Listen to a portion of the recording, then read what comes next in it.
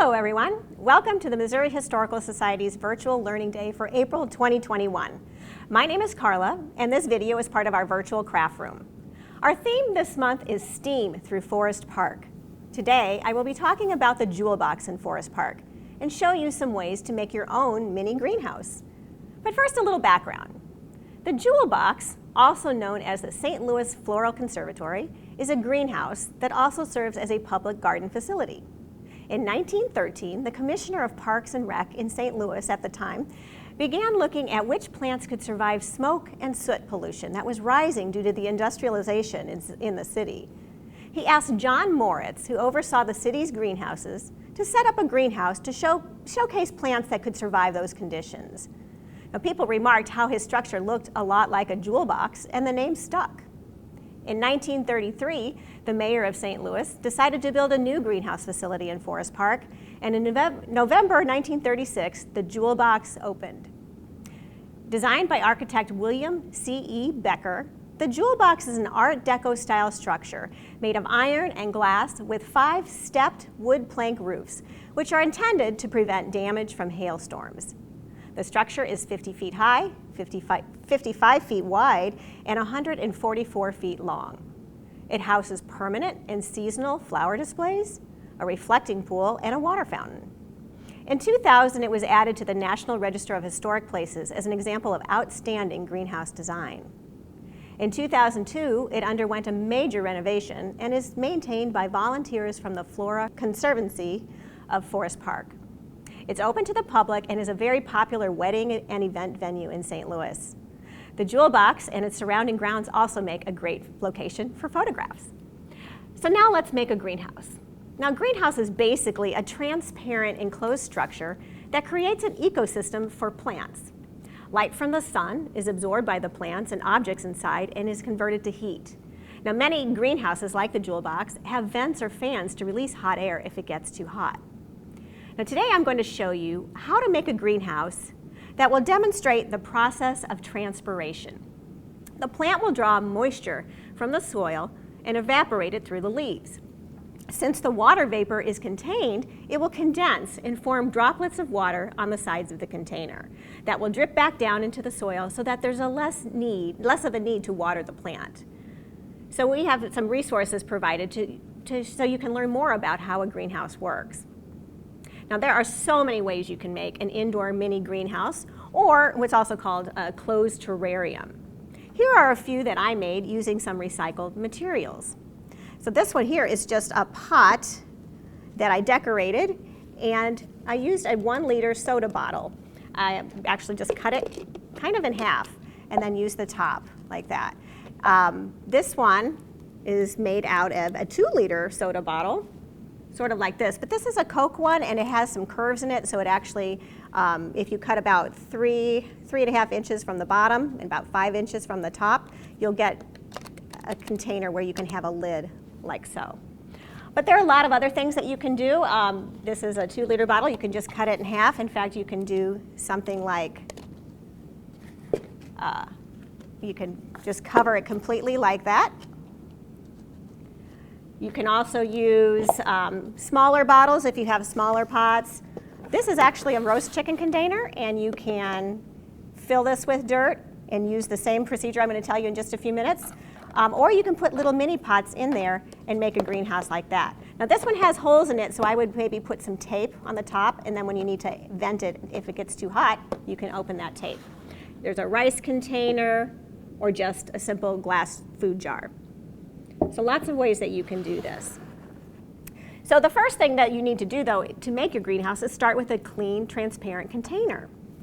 If you're using the soda bottle, you will need to cut it.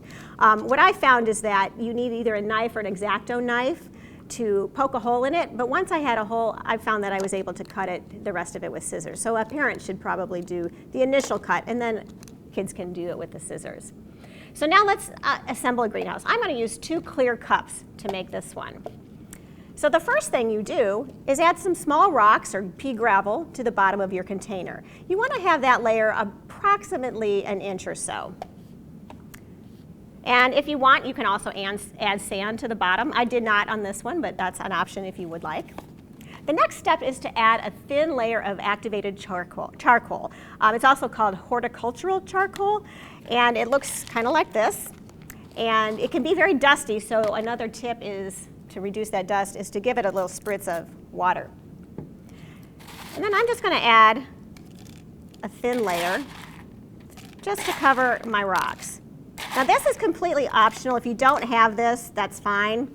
But it does help to keep down odor and mold from growing in your greenhouse. So I have just a little bit there. And again, perfectly optional, and you don't have to do that.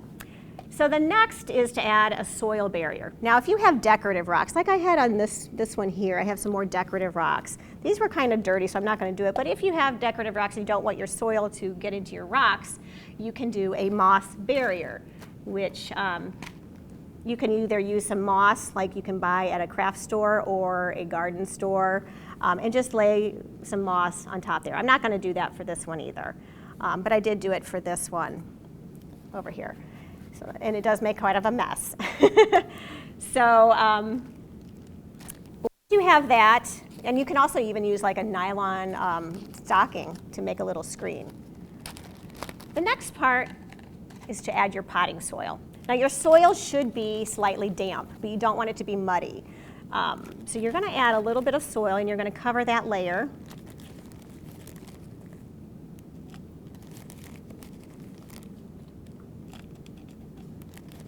Get that good and covered. And then I stuck my little plant in here, so I'm going to remove this. And I'm going to hold my plant in there and then just get the other soil around it to kind of pack it in. Like I think I'm going to just pour some in.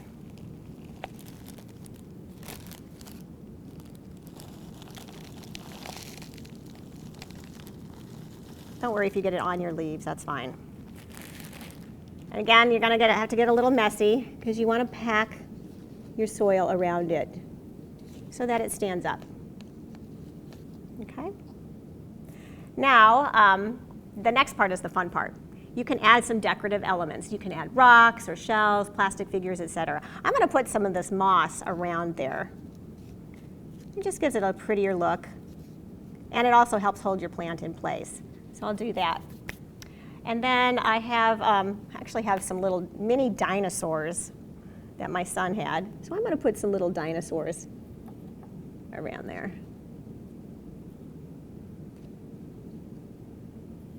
They're getting swarmed by the giant plant.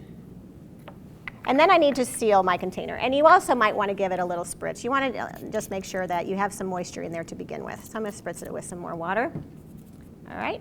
And then I'm going to cover the container. And I just have 2 clear plastic cups, and I'm going to tape it. Now you can use some more decorative tape if you'd like. Make it pretty. And there you have it. You have your little mini terrarium or greenhouse. If it gets too foggy and you see that it's maybe getting a little too moist, you could poke a hole in the top or just untape it, give it some air maybe once a month or so, and then give it a check. And you might want to do the same with the others as well. So now if you really, really want to challenge yourself and use your engineering skills, you can make your own structure using some craft sticks and plastic wrap. This was just saran wrap. A little tricky, but it can be done, or you can use any kind of clear plastic material to cover it. And this is just made with popsicle sticks. And so you could do something like this and just have a potted plant and do like that. You might want to put it on a plate or a plastic tray or some cardboard covered with some aluminum foil on the bottom. So there you go. There I have a little gnome in this one, and I have like a decorative stone that I painted on the rock. So you can be as creative as you want when you're decorating it. So I hope you all enjoy making your mini indoor greenhouses. As always, we would love to see your creation. So post pictures and tag us at hashtag MHSLearn. And be sure to catch our other craft videos on YouTube and our other learning opportunities on our website. And remember, keep making history. Bye, everyone.